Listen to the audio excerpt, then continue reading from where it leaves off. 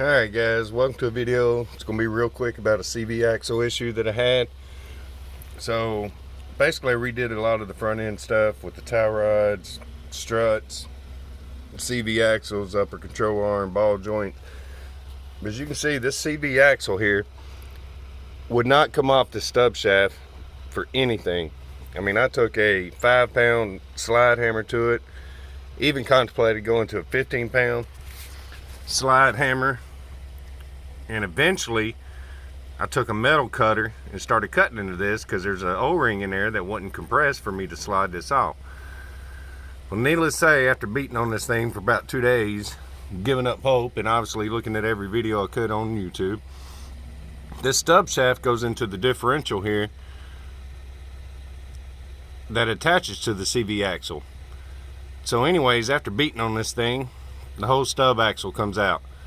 So I'm like, oh man, now what? So I'm back to the videos, looking how to fix a stub axle. By the way, this thing isn't that long. It's $284 for this vehicle. But in hindsight, the sad part was, there's 4 bolts here that I could have taken off, pulled that stub axle out of the differential, because it just sits inside a sleeve real easy. You'll lose a little bit of differential, but it's deep enough that it retains 99% of the fluid.